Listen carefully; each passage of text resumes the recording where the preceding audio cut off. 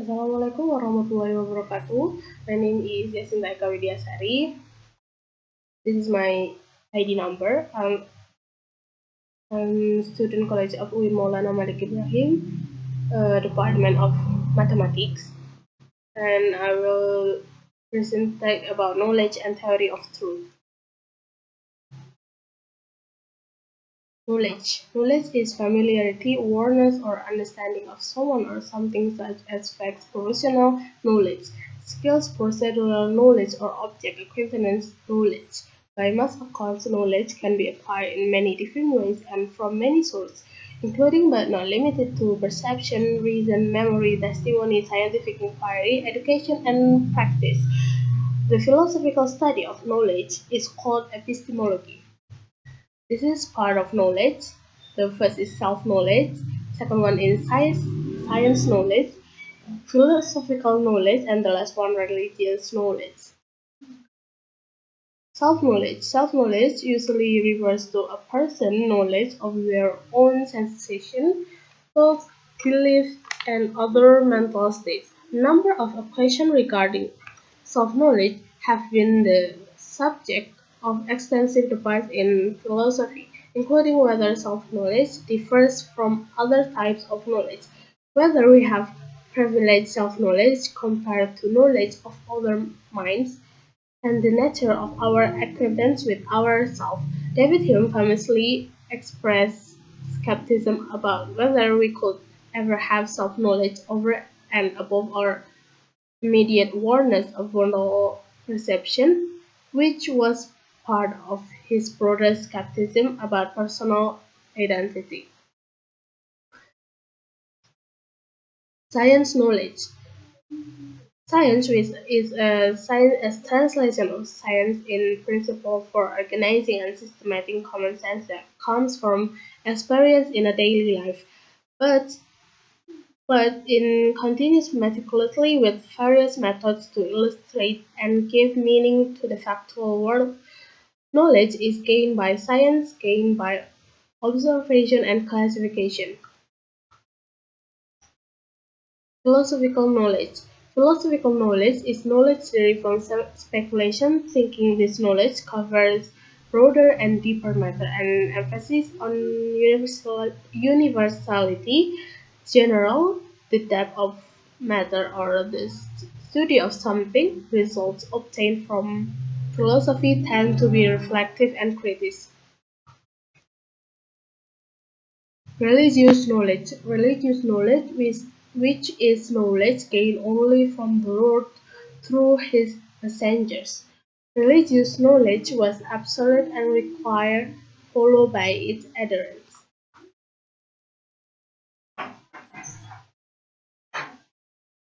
Truth. Truth is the property of being in accord with fact or reality. In everyday language, truth is typically ascribed to things that aim to represent reality or otherwise correspond to it, such as belief, proposition, declarative sentence. Truth is usually held to be the opposite of falsity. The concept of truth is discussed and debated in various contexts, including philosophy, art, theology, and science. Theory of truth. This is part of theory of truth: correspondence theory of truth, coherence theory of truth, pragmatic theory of truth, performative theory of truth, and the last one, consensus theory of truth. Correspondence theory of truth. Correspondence theory emphasizes that true beliefs and true statements correspond to the actual state of affairs. This type of theory stresses a relationship between thoughts or statements on one hand and things or objects on the other. It is a traditional model tracing its origins to ancient Greek philosophers such Socrates, Plato, Aristotle. This class of theories holds that truth or the falsity of a representation is determined in principle entirely by how it relates to things, by whether it accurately describes those things.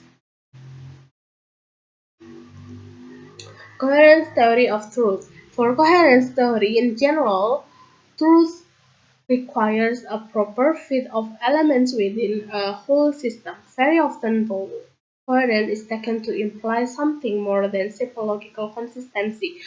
Often there is a demand that the proposition in coherent system lend mutual inferential support to each other. So, for example, the completeness and comprehensiveness of the underlying set of concepts is a critical factor in judging the validity and usefulness of coherent system. Coherent theory distinguishes the thought of rationalist philosophers, particularly of Baruch Spinoza, Gottfried Wilhelm Leibniz, and George Wilhelm Friedrich Hegel, along with the British philosopher F. H. Bradley. They have found resurgence also among several proponents of logical positivism, notably Otto Norrell and Karl Hamper. Pragmatic theory of truth. Truth is the concordance of an abstract statement with the ideal limit towards which analyst investigation would plan to bring scientific beliefs which concordance the abstract statement may possess by virtue of the confession of its inaccuracy and one-sidedness, and this confession is an essential ingredient of truth. These statements expressive view that the ideas of ex- approximation, incompleteness, and partiality, what he described elsewhere as fallibilism and reference to the future, are essential to proper conception of truth. Although Peirce used words like consonance and correspondence to describe one aspect of the pragmatic sign relation, he is also quite explicit in saying the definition of truth based on mere correspondence are no more the nominal definition which he accords a lower status than the real definition. Performative theory of truth. The performative theory of truth, which holds that to say snow is white is true, is to perform that speech act of signaling one's agreement with the claim that snow is white, much like nodding one's head in agreement. That idea that some statements are more actions than communicative statements is not as odd as it may seem. Consensus theory of truth. Consensus theory holds that truth is whatever is agreed upon or in some version might come to be agreed upon by some specified group. Such a group might include all human beings or a subset theory consisting of more than one person. Among the current advocates of consensus theory as usual accounting of the concept of truth is the philosopher Jürgen Habermas. Habermas maintains that truth is what would be agreed upon in in an ideal speech situation. Among the current strong critics of concept theory is the philosopher Nicholas Presley. Thank you for watching my presentation, and I'm sorry if I have many mistakes. Wassalamualaikum warahmatullahi wabarakatuh.